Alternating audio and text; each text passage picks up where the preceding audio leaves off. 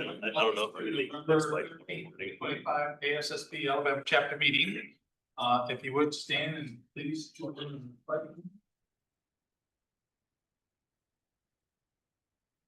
Allegiance to the flag of the United States of America, to the republic for which it stands, one nation under God, indivisible, with liberty and justice for all. Well, we thank you for this day. We thank you for bringing us all together on board to learn more wisdom that we need to improve our ability to help our fellow employees, our fellow man. We thank you for blessing the food that we're about to receive. Bless it for the nourishment of our bodies so we can continue in your work. We thank you for all these things. In Jesus' name we pray. Amen. Amen. Thank you, guys.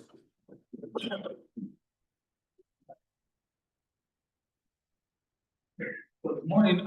This morning, Peter Vanderleck from still with Harbor Freight. So with Harbor Freight, he's going to do a presentation on, let me get it right, the goal of zero. Is it achievable? So it's all. You're ready to go. So you say. Let me just make sure this works. Push down. Okay. All right. Is it morning still? It is morning. So good morning. That was lackluster to say the best. Good morning. Hopefully everybody's doing well today. So first of all, thank you for inviting me. Appreciate it to be able to give the opportunity to speak. And I don't know if it was necessarily because you wanted me to or because I opened my mouth the last time I was here and you say, oh, that's perfect. We'll have you in to speak the next time. So I did want to give a presentation on the goal of zero. A lot of times when we come to these, I think that we tend to go to the technical side when we come to a lot of these meetings and hear presentations and do things. This is more what I'll say the soft skills side of things, which I think is probably equally as important in our industry or our profession as it is anywhere else. But just real quick, who am I? So my name is Pete Vanderleck. I'm the Senior Director of Environmental Health and Safety for Harbor Freight Tools. We are a California-based company, but I'm lucky enough to be able to work from home. So I'm able to stay at home pretty much the whole time. My background, I've been in safety now, environmental health and safety now for pushing 30 years. Everything from chemical manufacturing to food manufacturing. I did a stint in academia and now I'm onto the tools. What moved me down here was actually I was in the poultry industry for a brief minute. So I moved down here from up north. If you couldn't tell from my deep Louisiana accent, I'm not from the South. I'm actually from the North and moved down here. It's been 6 years ago now. But that's kind of who I am. And the reason why I kind of chose this to talk about was back when I was getting my PhD and my dissertation, I did it on the effectiveness of leading indicators and if whether it would reduce, which ones would reduce injury rates. And then that kind of dovetailed into this next little bit of research that I did of really putting this goal of zero. I don't think that's probably a new concept for everybody that's in here. We've all heard it, we've all seen it. But really, I was trying to figure out why we pick this or why we do this to ourselves all the time. So is everybody in manufacturing, like just to get a brief kind of glance at who my audience is, how many people are in the kind of the manufacturing, construction, general industry side of things?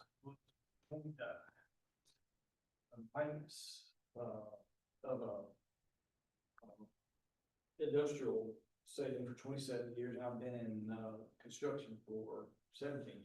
Okay. So by a show of hands, who's all in one of those types of industries? And then who's in academia or the government? Okay.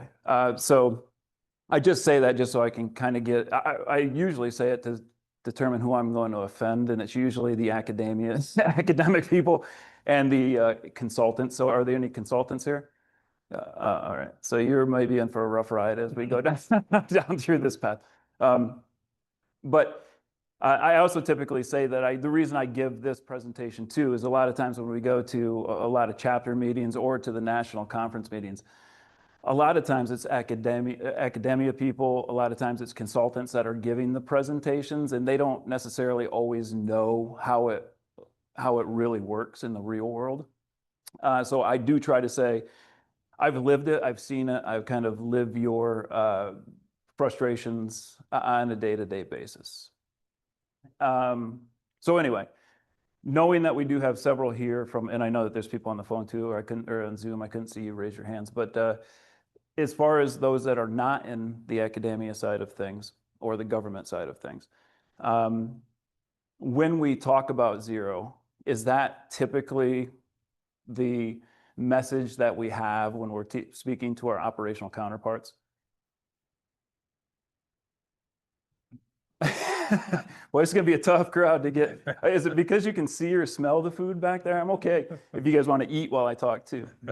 So then that way we can do it. But we'll get into this more as we go down through to talk about it. But the reason why I think we do that is because we think that it kind of lends itself to increasing the positive safety culture, right? I will put a preface here and say I'm not a huge fan when we say safety culture, because in my mind, it's actually a business culture that safety needs to be a part of. Typically, we springboard off of safety because everybody can grab onto it easier. But in the realm of things, I've never seen a company that's fabulous with safety and really bad on production, or vice versa. So they usually go hand in hand. And really, it's really a business culture that safety needs to fit into. So that's just my thought.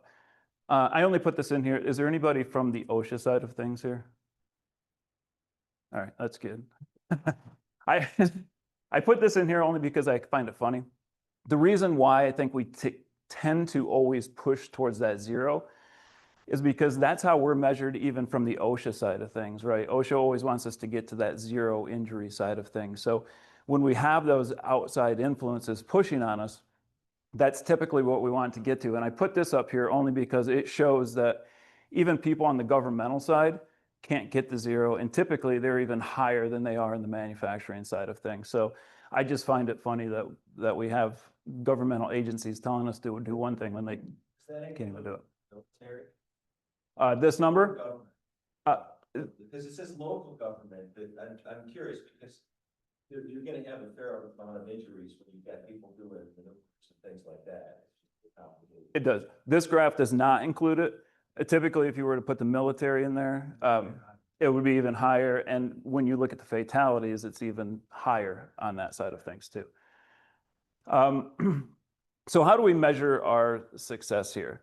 I think that it's commonplace that if we were to look at how most companies, I'm not going to say every company, but most companies talk about safety success, we're usually looking at something, whether it's injury rates, whether it's total number of injuries, whether it's workers' compensation dollars that we're spending on there, but that usually determines our success. When I used to teach classes at the college level, I used to have the intro to safety class, and the first thing I would tell my students is, you picked one of the worst professions to get into because you're judged, engaged on success based on what everybody else does. And that's usually a tough thing to kind of fit in there. So generally when we talk about it, does everybody agree with this? I don't think that there's a lot of companies that probably don't have the success of that, but I would say no matter what they say Yeah. it is, it's dollar figures couched in some other phrase. it is. Whatever it is, it's really the dollars that are involved, and we say that as whatever semantics we put around it. That's exactly right. And I think you've, about 3 slides from now, you just stole that, which is okay. It's okay. But that's exactly right. Even if we say, you know, hey, we're going to strive towards a safety culture, when people say that, and I'll get into it now because I don't know if it was 3 slides from now.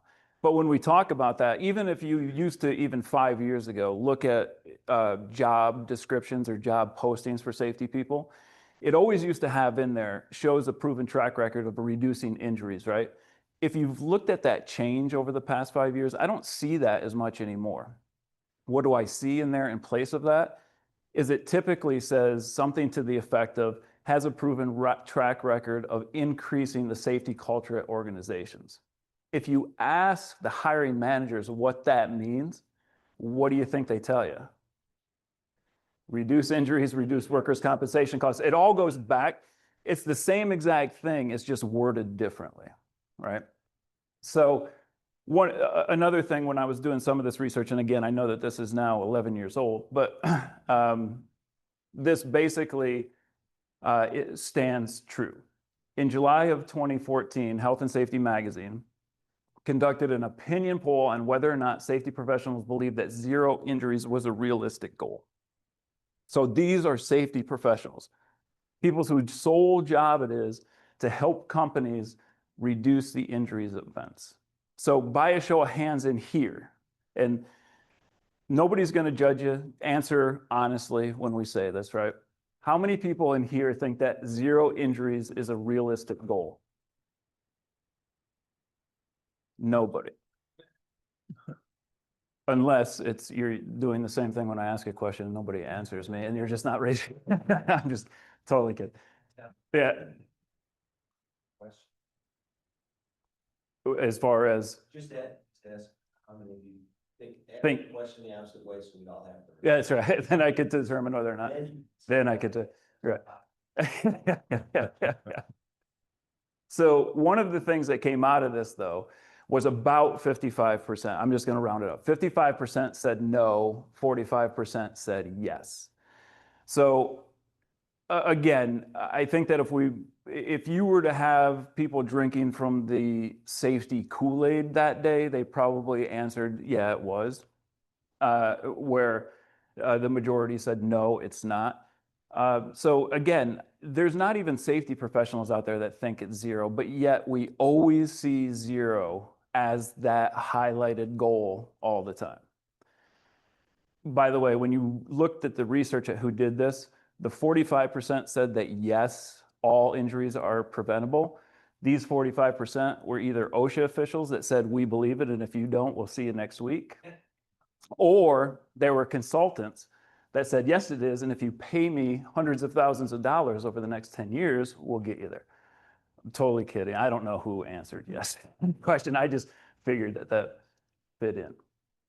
Does anybody know who this fella is? Yeah,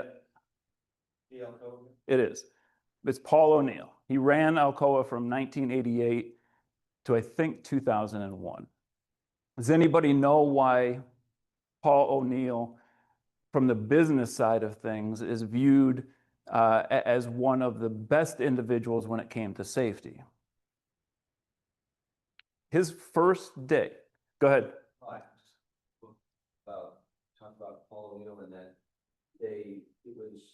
you had to report everything, and if you reported, you were in trouble, and that culture spilled into everything else. When people just started doing it, they say, well, we can't let this go, even as a business saying it's not a safety thing, but he started with safety, he was relentless, and he'd hold the plant managers responsible, and you could lose your job for not reporting things. And there's a lot of great anecdotes, and there was a one shareholder, a woman from Mexico, was a nun who bought 1 share of stock, and she went to one of the meetings and said, you guys are pointing people down here, and plant managers, no, we're not, there's no release, whatever.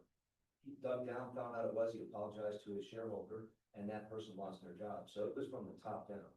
Yeah, it was. Yeah, and this is 1988 from an aluminum manufacturing smelting company, which had very high injury rates, very dangerous work to do.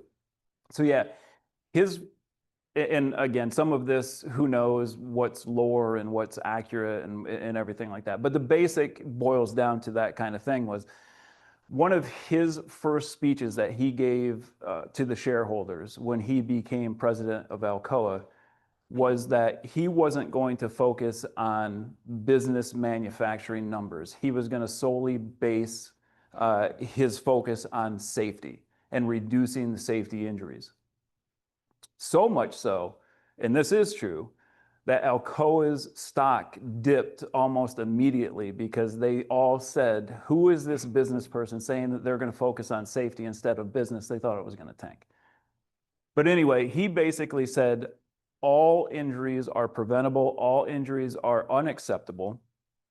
I do not want a single individual from this company leaving with an OSHA recordable lost time injury, an OSHA recordable medical claim, a first aid, or even a minor scratch. He wanted 0. That's what he stood up and told everybody, and that they all did have to report. And yes, there's famous stories about firing plant managers that have been there for 30 years, ran it perfectly, and then lost their jobs because, bless you, because they opted not to report these injuries.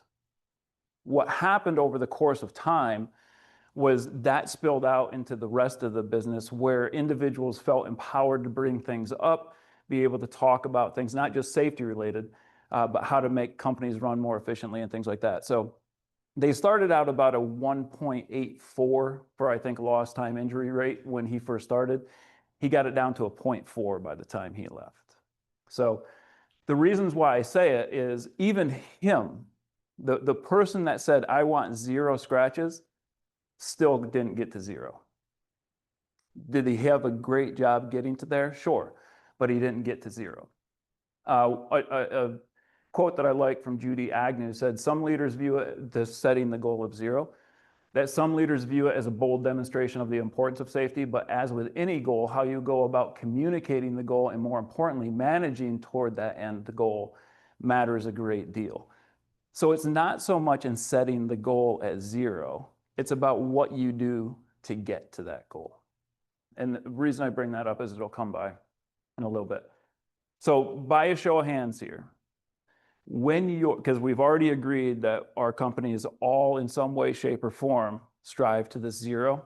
When you set that goal of 0 at your company, is it near misses, first aids, OSHA recordables, DART, lost time, or fatalities? I'm going to take a quick stab and assume that it's probably here for most individuals. Is that accurate?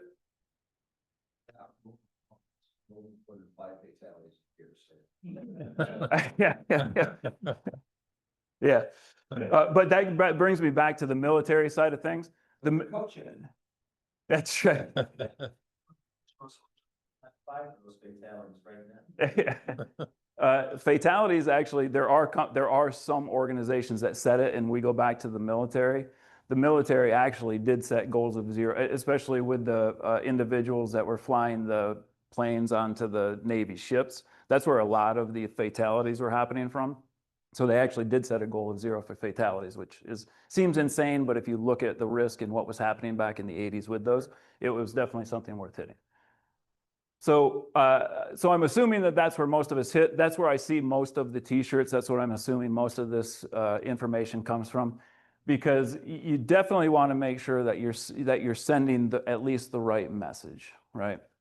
We all like to see these things. I can't tell you how many times I'm in Publix behind somebody from, whether it's the steel place, the Nucor Steel, and they're wearing their things, and there's like a whole paragraph on their back about how they're getting to 0 injuries and all these types of things. But those things are all out there. If you don't try to get to 0, you some way, shape, or form try to have it in there. Does anybody still have this clock somewhere? Do you ever see these anymore? I see those all the time, and I always laugh at them. Yeah. I was a PT by trade. I treated work comp, and even the companies that I worked for, that I was like treating their patients, I would walk in and I would see these things like, this many days without an OSHA reportable injury. I'm like, I have 3 of your guys on my table right now. Yeah. Yeah.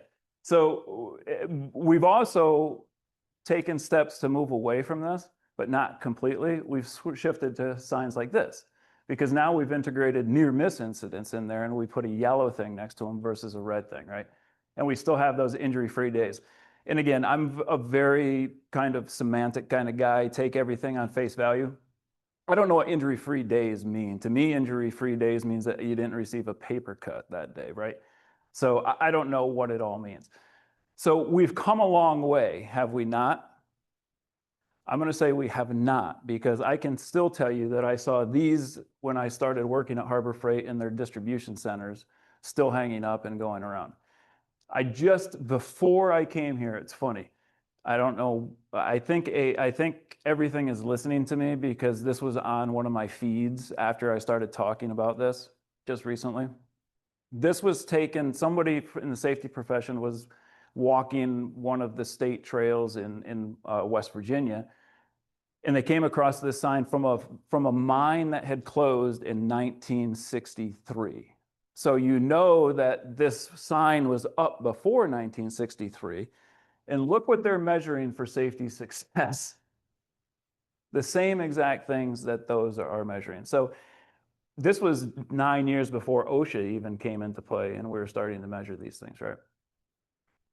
But the reason why it brings me to this graph is we've stagnated. At least for the past 10 years, we've really stagnated. And it doesn't matter the severity levels that you're talking about, whether you're talking about recordables, whether you're talking about DART, days away from work, we've stagnated.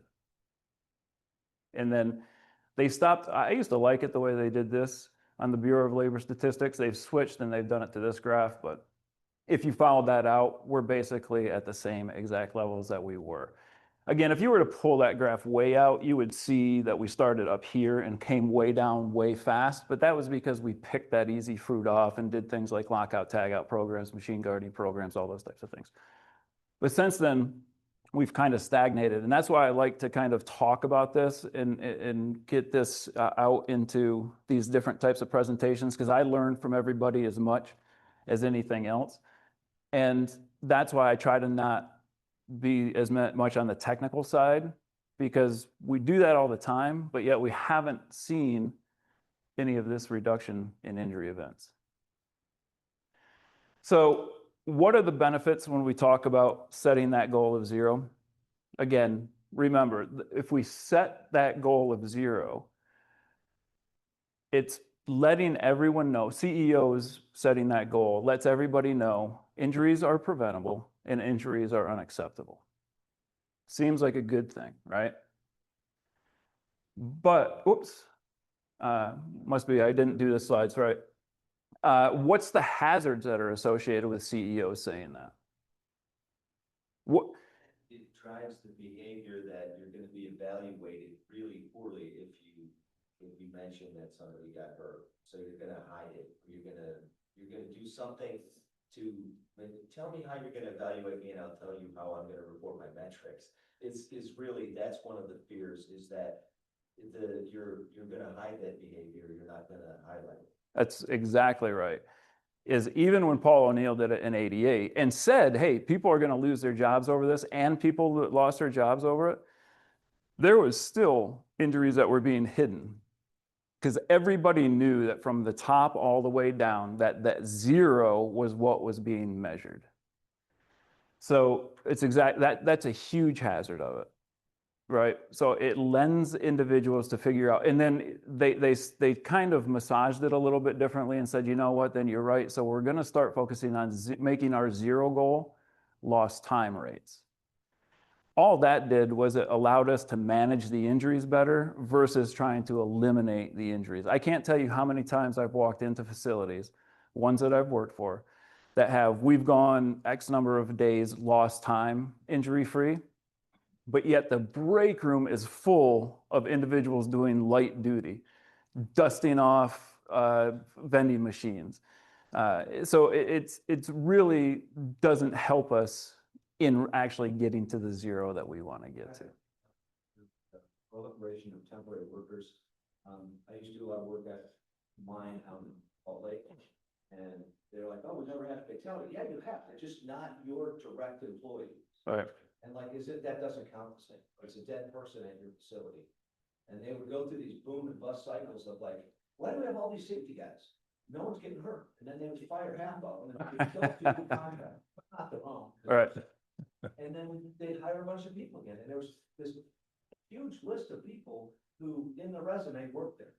And they were working, somewhere else then afterwards. So it's like a boom and bust of, why do we have all these people? And, it's the problem with safety. You're graded on something not happening. Yeah. And it could be luck, or it could be,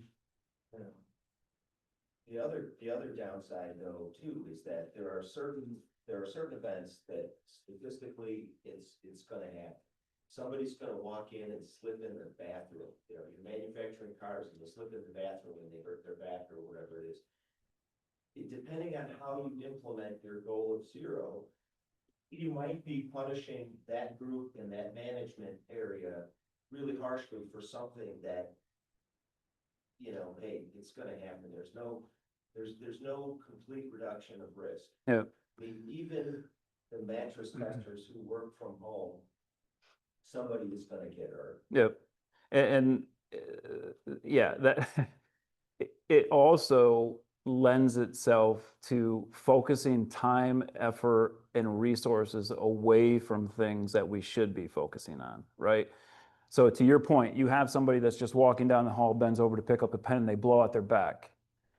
A lot of times, and then need surgery and go on lost time and all kinds of things, right? A lot of times the way we dictate how much time, energy, and resource we're going to put into an incident investigation is driven by the outcome of the injury, not what actually caused the injury. So as we're spending all that time, money, and resources investigating that person that's on lost time because they blew out their back because they bent over to pick up a pen in the hallway, we just walked by 5 people that are on an elevated surface without fall protection on, where an injury didn't happen, but we didn't stop to do it because it did, but it should have. So a lot of those things lend itself in that setting that goal of zero so it's pronounced all over the place lends itself to that mentality. It also cheapens any other goal that you set. It does. Non-safety related, if you start with our goal is zero injuries, everything you say after that is devalued because you really don't believe that one. So do you really believe any of these other ones, whether it's a profit margin thing or what other KPI you're looking at? We know that you really don't mean that. You're saying you don't really mean it. And so do you really mean any of these other things that you're talking about? Yep. And to further expound upon that too, it sends a wrong message to the employee. Again, when I pull into a facility and I see the safety first banner, it makes me throw up in my mouth a little bit because I know what the employees are saying. The employees are saying, yeah, safety's first until we're behind in production. Exactly. Safety's first until this. Safety's first until this. That's why we don't need slogans. We need to integrate ourselves into the culture of the overall business. There are definite benefits to setting zero, right? Because it does say, hey, they're unacceptable to this, but we have to figure out how we're going to tailor that message. Again, does anybody's, and maybe this is, I won't ask this question, just think about it. You don't have to answer it out loud. Because I know a lot of times bonuses and extra money land for meeting a certain goal when it comes to injury. I would say it's probably safe to bet that those bonuses and those extra incentives aren't actually set to zero. They're probably set to a reduction in whatever it was the year before. So can you imagine if we started saying, you know what, our goal isn't zero, it's 2 injuries. 2 injuries is good. We started putting that out there. Or if we put safety's first, our goal is 2 injuries per 100 employees. We're at 1.5, so do your part, work safely. We can't do that either. I don't think that this would go over very well. Right. Right. Yeah. And if you're volunteering me to be on lost time, I'll take it. Right. So. Same problem about zero, which is once you're at your limit, you're like, are you really hurt that bad? Well, and that's the other problem too is that even if you don't set a goal to zero, you set it to 2. If you're in July and you've already maxed out and you've already beyond 2, then people start to say, well, what do I need to do anymore? Because we've already blown that out of the water. So what does it mean? Yeah, right. Put more hours in. So anyway, I had forgotten I had changed my slides up a little bit. So I kind of talked about this, you know, the hazards of the person saying that fear-based tactic of setting it as zero has those things. But the problem with setting that at 0 too, which is what we've talked about a lot, is a lot of that stuff gets swept underneath the rug. Just because you're at 0 doesn't make you a safe company. It just makes it so that you're either very lucky, you're hiding some things, or it just hasn't happened yet. So when we talk about that, everybody knows, I'm sure, probably even down here more so than others, but when we talk about the event horizon or the Deepwater Horizon incident that happened, Everybody knows what happened just before that thing blew up, don't they? What were they celebrating mere hours before that thing blew up? They were. Everybody had just left from, I think it was within 12 hours of a celebration where all the bigwigs flew out to there, celebrated with everybody, this big historic event that they had hit so many days without a recordable injury. And then 12 hours later, the whole thing blew up. So just because we're recording those things doesn't make it a safe place. The other problem with zero is it's perceived out of the individual's control. Remember what I talked about before when I would tell my students, you're getting into a very rough industry because you're going to be held accountable for what everybody else is doing. When you tell someone, hey, the goal is being set at zero, when you have those posters plastered, the associates, the employees, whatever you call them nowadays, are all sitting back and say, well, I would hope so. I would hope that that's what it's being set at. And by the way, how come you haven't answered my 5 safety work orders yet, or my safety suggestions that are hitting in there? So a lot of times this whole stuff ends up, again, blowing up in your face when we set these types of things. I keep on forgetting that's not my computer that's doing it. It's that intention that's good that can blow up in your face later on when you start to set these things. And I just had this up here because I don't know who this was. This was just but I was giving a safety presentation once, and that's exactly what happened. We're setting the goal to zero, and somebody said, well, that's good. Shouldn't you always have it set at zero? While they were leaning back in their chair with head up on their hands, and I was thinking, are we really striving for a goal of zero when we're allowing those types of things to happen? The other thing is there's articles out there, and I found this very interesting when I was kind of researching this thing. There's actually articles out there that show that putting that at zero actually motivates risk-taking. Seems to fly in the face of everything, right? But the reason why, and maybe motivating risk-taking is a little bit wrong, but it demotivates safe behavior. And the reason why I say that is because if I'm an associate that's out there working, if I'm an employee that's out there working, I take unsafe acts every single day and I've never had an injury, then I think I'm attributing to the bottom line of zero for safety, but also helping in the production side of things. It does nothing to change my behavior. Nothing.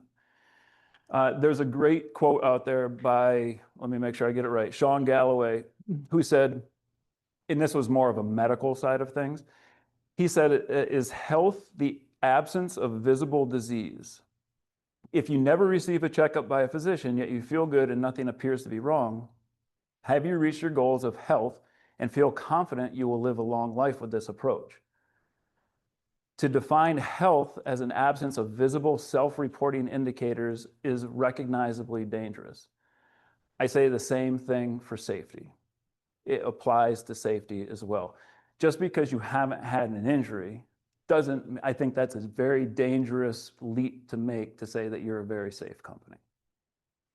We had somebody in here just a few months ago, and she gave the example, you blindfolded somebody and they drove the wrong way down the street, even in and out of traffic, and somehow made it to point A to point B without hitting somebody else. There were no injuries, so was that safe? And that's how a lot of the places that I show up, and that's how they are. We haven't had an injury, and I see all these things going on, like, not yet. Right. You will. It's a matter of time. Yeah. Yeah. The other thing with using the zero is it's a lagging indicator. Everybody's familiar with lagging indicators now, right? Versus the leading indicators. And this is kind of what sparked it after I was done with my presentation with that, with my dissertation on the leading indicators side of things. But zero is one of those lagging things instead of measuring what we're doing. And it's not a proactive measure to figure out what we need to put in place. I do think it's important just to very briefly touch upon if anybody's interested in it. But the problem with leading indicators, because I think probably 4 or 5, maybe even now, we think that the potential for these leading indicators is the holy grail to be able to reach this ultimate goal of zero. There's huge problems with leading indicators. First of all, we can't even define what a leading indicator is. Some people think a leading let me ask this by a show of hands. Is the reporting of a near miss a leading indicator or a lagging indicator? Who thinks it's a leading indicator? A near miss. Does everybody agree with that? They're all too chicken. I know, I see that. But that is, it depends on who you're talking to. Because the problem is, if you truly look at a leading indicator versus a lagging indicator is something that's happened. So if a piece of something falls out of the steel, doesn't hit me, almost hits me, hits the ground next to me. Some people will view that as a leading indicator because no injury event occurred. Some people will say it's a lagging indicator because it fell out of the steel, and the only thing that prevented the injury was a foot, right?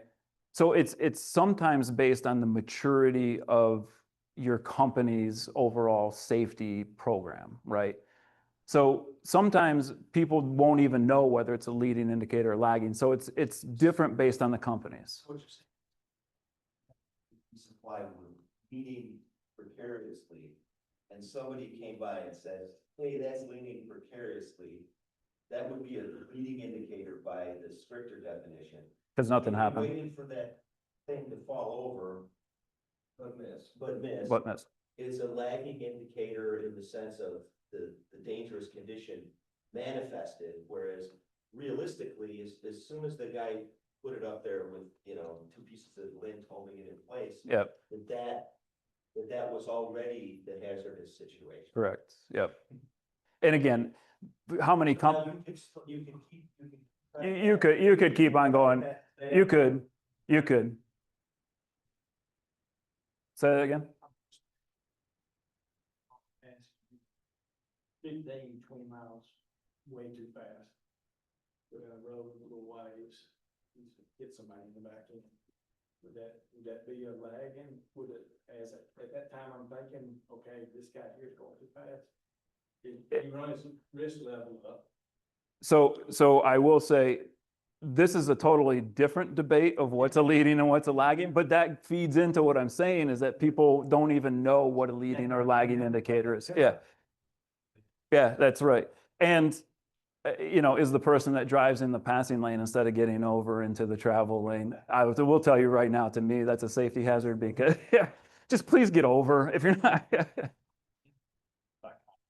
It does. So, for example, the bathroom, in the bathroom, I slip on a little bit of water there, but hey, got myself, no problem. Yeah. Was there, if I slip and yeah, I take the fall and hurt my hip or something like that, so we have a consequence as a result of that, one might be tempted to think that what happened initially, when I got myself, there was no issue, it was an incident.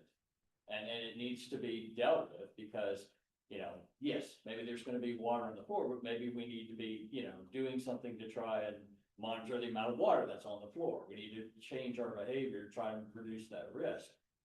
But I think a lot of what drives that the decision making is, was there a consequence? Yeah. That came from that. It goes back to the unintended consequence is what kind of differentiates. You know, you have that discussion between the incident and the accident. What's, you know, the first case, slip, caught himself, no problem. Incident, slip, fell, what we call that an accident. Yeah. And that's, again, that just lends itself, depending on who you work for, depending on what company you're with, depending on what group you're in, there's a whole host that we can't agree upon on those types of things, right?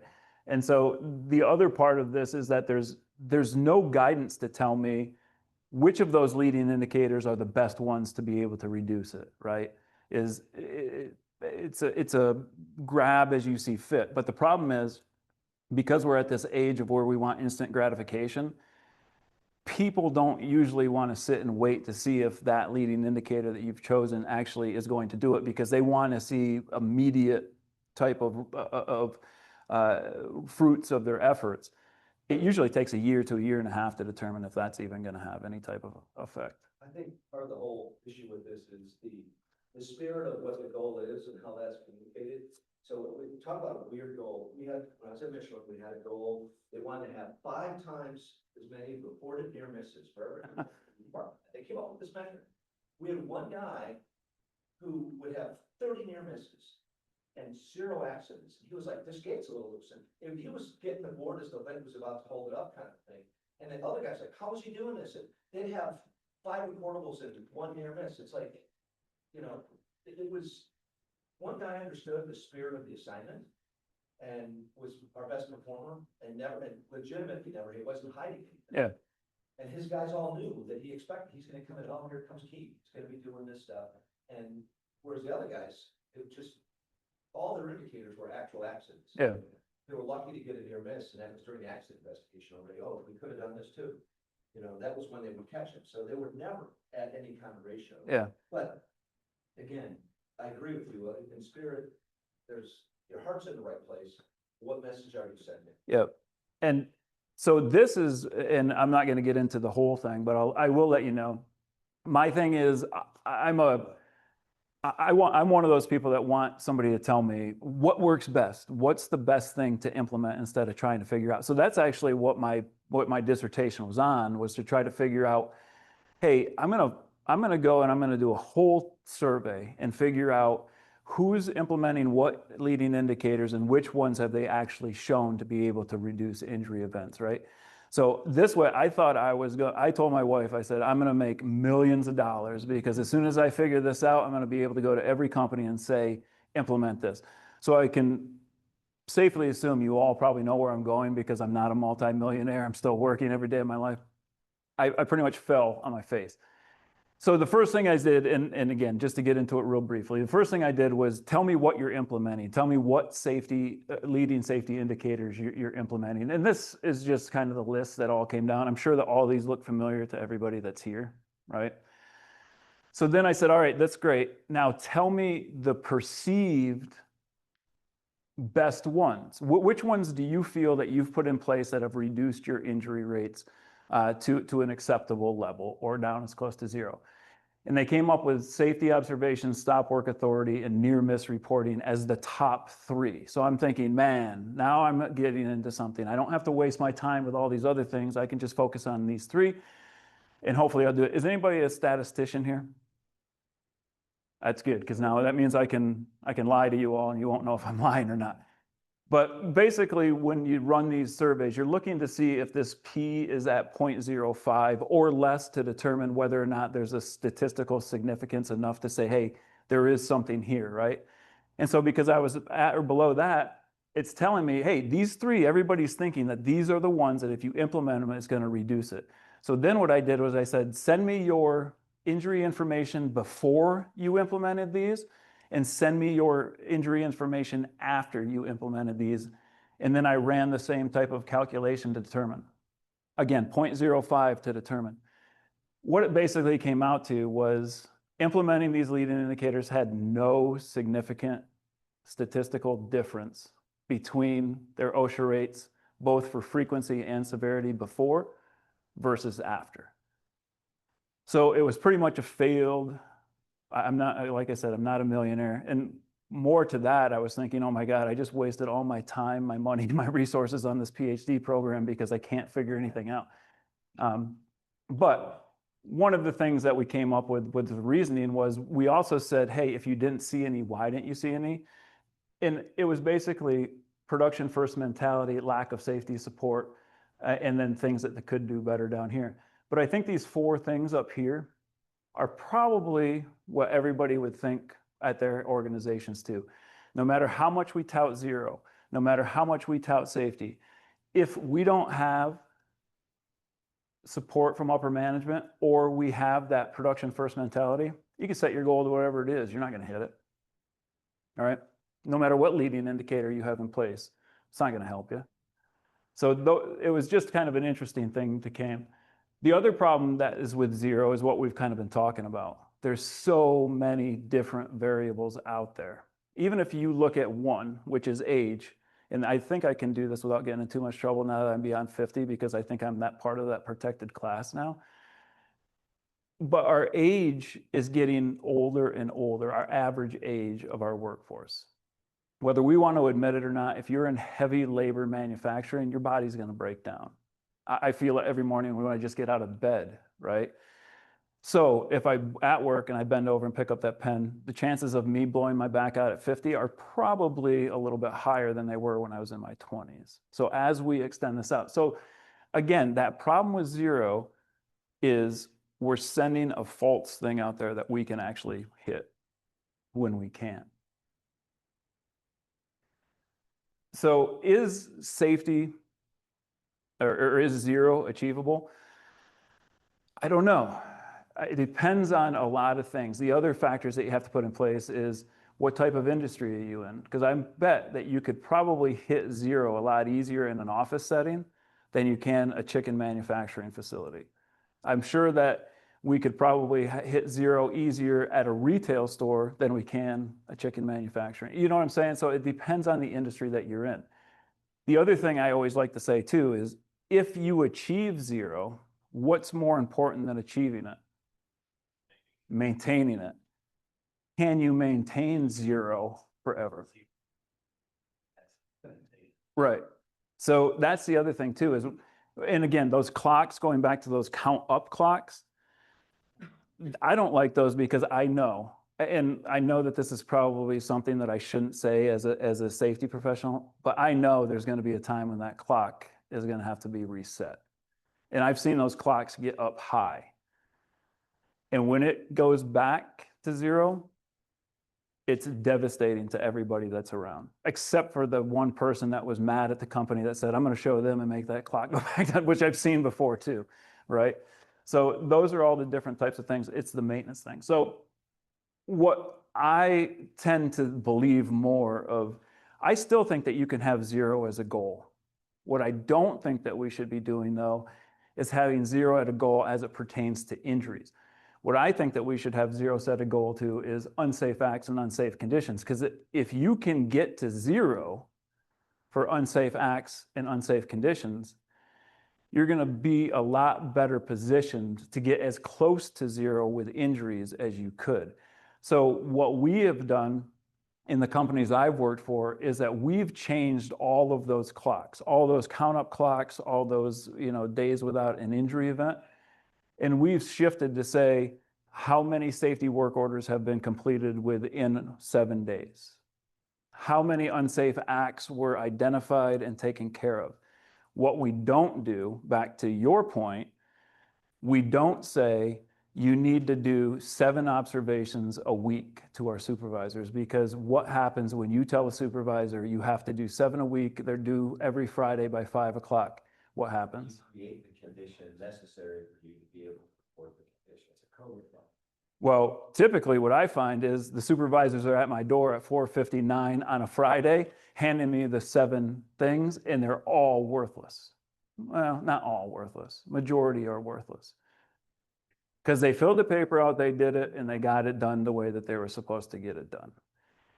The other thing it does too is, the other thing when you look at this zero and unsafe acts and unsafe conditions, don't do the shotgun approach. And again, this is, I'm only giving you my recommendation. What I've also seen is when you tell an operations supervisor, hey, listen, you need to do whatever, even tell them that they need to give you 7 unsafe acts or conditions that they've seen and fix them. That's like drinking from a fire hose, right? Because that could be a whole host of things. And when you tell them that, they don't know it. What we typically do is we say, hey, 60% of our injuries are caused by sprains and strains. 20% to 40% are because of lift, or what did I just say? 60% are because of slip, trips, and falls. 40% are because of ergonomic issues, right? Slip, trips, and falls is a much easier thing for everybody to understand. If there's something on the floor, if there's something sticking in aisleways, if there's damage to the floor. So what we say is, let's not concentrate on everything. Let's concentrate on this one thing. So for the next 2 months, just look for safety observations that have to do with slip, trips, and falls. Usually 1 week we'll start out with floor conditions. Then we'll start out with how things are stacked. Because that gives a point for people to look for versus just opening it up broadly. And when we've done that, we've seen good competition just build up naturally between our counterparts on there. And that leads to this zero. And this is the zero that I would say we need to start measuring more than measuring a zero that I don't think is achievable. It becomes a joke after a while. You know you're not going to hit it, so why continue to tout it? Again, I'm not saying change all of your shirts to say, hey, our goal is 2 injuries. That's not what I'm saying to do. Just change the messaging that's sent out there. Yes, we need to be able to have that zero, but that zero needs to be a mindset. And to get to that mindset, these are the things that you should be measuring as you go down through.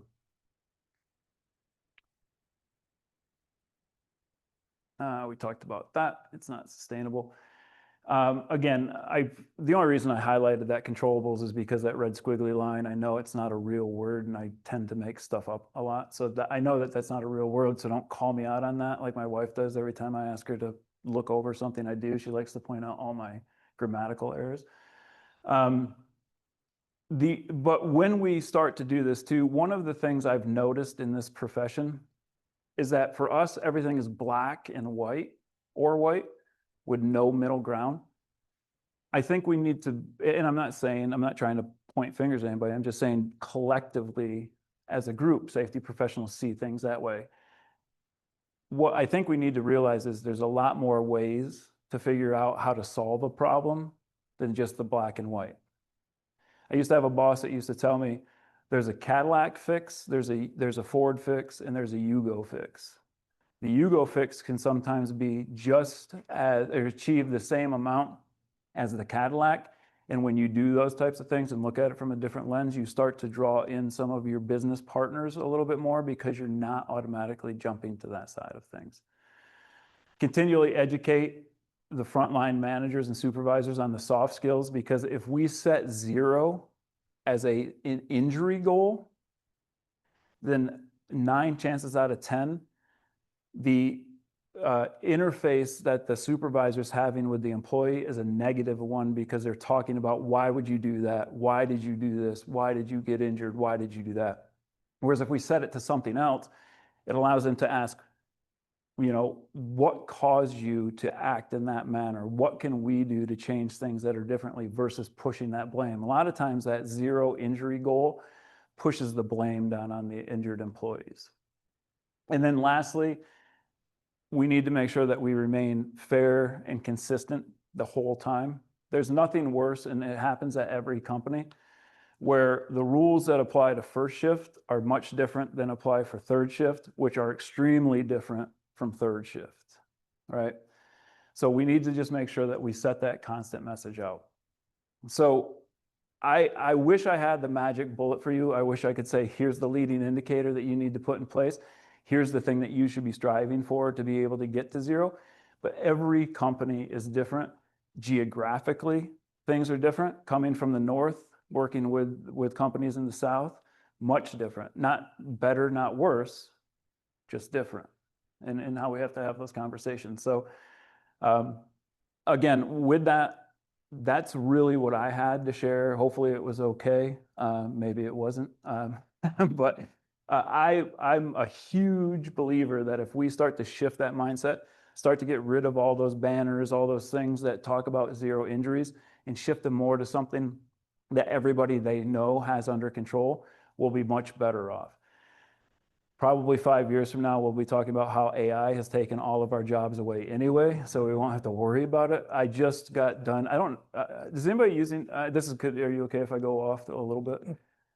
Is anybody using AI currently? Especially, I'm interested to know about utilizing cameras to determine whether unsafe acts are occurring from the big brothery side of things. I'd say from a research standpoint, a lot of people are trying to plug it into different models, mechanical models, and sometimes they're plugging into models that makes no sense. Like Rula is not even a valid tool, but it gets used a lot because people know how to use it. And people are, making AI to analyze the video and get a continuous Rula score. Well, look, the static one doesn't work. The continuous one is just, laser guided nonsense of, what you're doing. So we're seeing a lot of it with capturing postures, capturing, which I think is useful.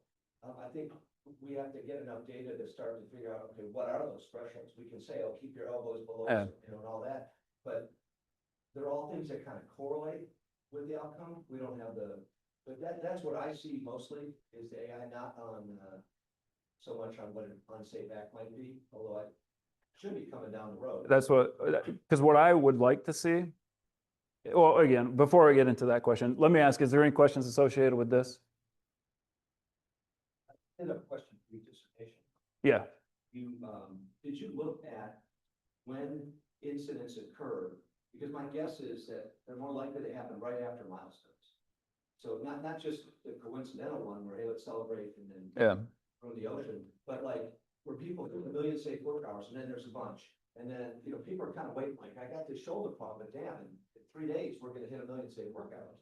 Did you see any of that where it seemed really kind of suspicious? No, because my initial thing with it was just solely on the leading indicators, but I would say if we were gonna do a research and build upon that, that's probably a better thing to build upon, is be able to say, when did the injuries actually happen afterwards? So, the question I have about, well, any other questions?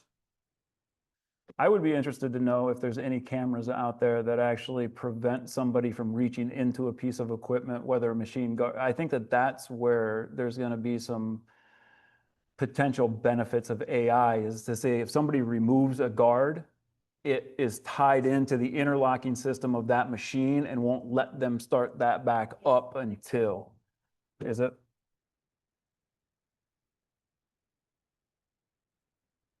For industry, to alert them, say there's a person in like an education setting, there should be nobody in this part of this building after 5 p.m. And then it can alert you. So to me, is that leading, or is that, because you're able to see it now as it's happening and stop it versus waiting until they steal something or vandalize and then go back down to look at the tape. Yeah. So I go to ASSP, the National ASSP every year, as well as RIMS, which is the Risk Management Conference. And at RIMS anymore, half of the booths are AI something. It's AI observations, what you were talking about with the, Posture characterization. yeah, the risk assessments for biomechanics, tons, and they, because I use that software, and so I get contacted by tons of the companies that produce the software, use ours, but there's AI for any type of risk you can think of. And it's gonna continue to get more detailed, and, their algorithms will improve because they're getting more data. But yeah, there's AI for everything out there now. We have a simple system. We have a little manufacturing Lego car lab that we teach. And we have a system called Light Guide, and then it projects down a little picture of the car, and then it lights up what bin you're supposed to go to. If you reach for the wrong bin, it lights up red. So the technology's there to just make that. Just to be applicable to what you need it for. Lighting should maybe slap you or do something too, but. Shot collar. That's right. The technology exists to make it happen. Yeah. Were there any questions from the other people? All right. I think there's some good stuff with AI for using it like sort of a camera-based light curtain thing, like you said, the lock is removed. Where I think that there's real danger is the other direction, where AI is deciding that it's safe, as opposed to the interlocks deciding that it's safe. Because we can tolerate the 2% error on saying, hey, the guard's been removed, the machine is stopped, and stopping the machine 2% when you shouldn't. That's tolerable, but starting the machine up 2% of the time when it's unsafe. And that's where my experience with AI has been that it's wrong. It's confidently wrong in certain areas, and it'll even generate synthetic scholarly output and things like that. You really have to go and understand what it is that you're looking for. And because it's still making a lot of those mistakes, I think there's a lot of danger. It's just like Tesla's self-driving car only uses a camera. It's good 98% of the time. That's not adequate for driving. Well, it is if you're the 98%, but if you're the 2%, it's probably not that. So, Okay, well, hey, thank you very much again, appreciate it. There's my contact information, feel free to reach out to me if you need to. Good, bad, or indifferent, you can use it. Like I said, I use this bad joke all the time, but I'm divorced, I'm remarried, I have 4 kids. You can tell me anything and you're not gonna offend me because I've been offended for the past 20 years, so. No worries, but thank you. So Peter, Captain would like to show their appreciation for this presentation and give Oh, you the nice. coveted coffee mug, which is Oh. microwave and dishwasher thing, safe, I think. Well, thank you, appreciate that. So,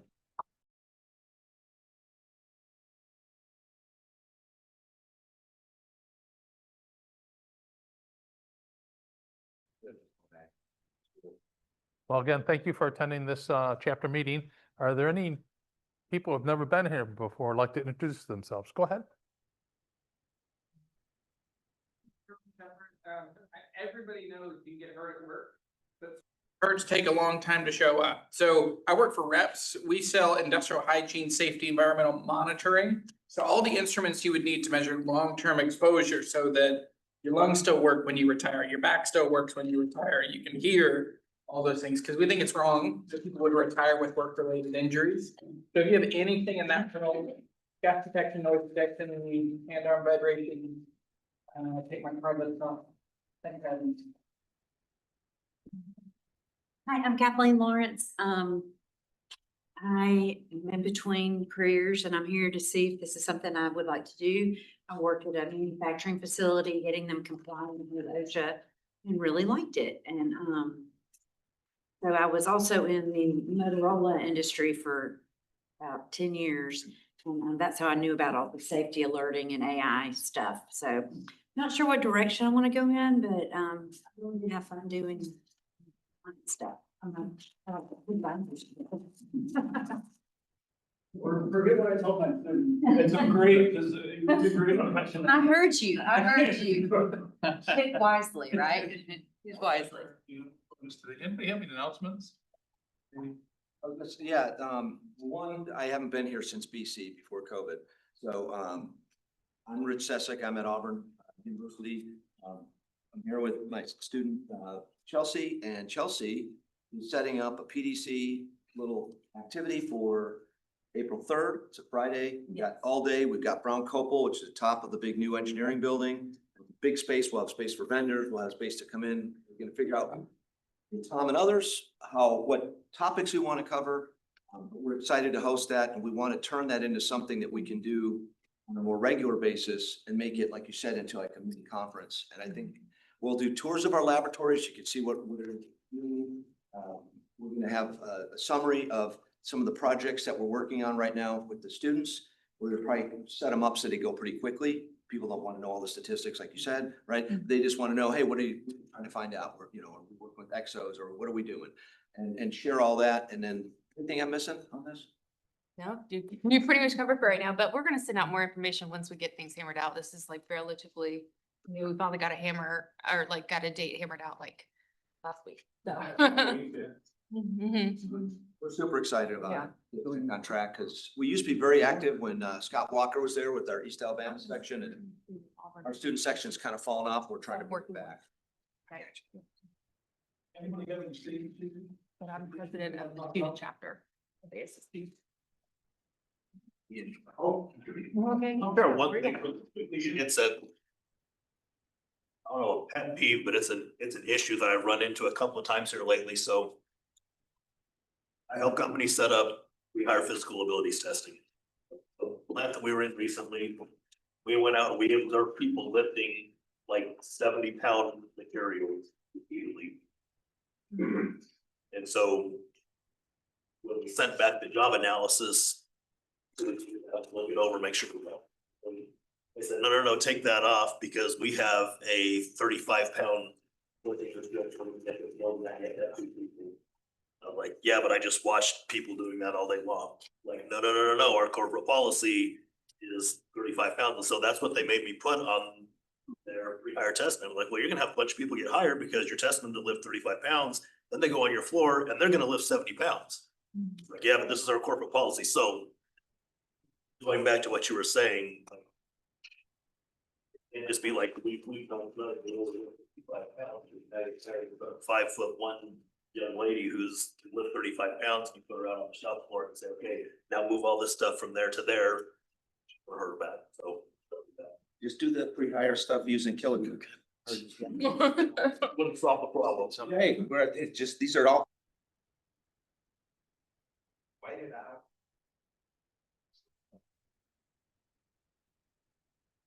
Okay, so what's coming up as far as conferences or events? February 5th, we're gonna try to do an electrical PDC with David Carpenter with Integrity Company. It's gonna be on, are you prepared for an electrical fatality or accident? We're gonna charge $50 to attend. It'll be a 6-hour PDC. You'll get 0.6 CEU credit for it. Hopefully it will go. That's February 6th of next year. Information on this will be going out shortly, so you can start registering. I think Richard already covered April 3rd, 2026, the expo. We talked about it being a mini expo, maybe PDC, maybe a little conference, whatever, at Auburn University. Started last week, maybe 2 weeks ago, so we're working on it. More information will come out. The Region 4, which is the local region for ASSP, is going to have their conference in Atlanta, Georgia. Safety 2026 will be out in Anaheim, California. So if you can't get to Anaheim, California, there'll be one in Atlanta, Georgia. 1 CEU for the Region 4. I think they do 1.4 now for the national one.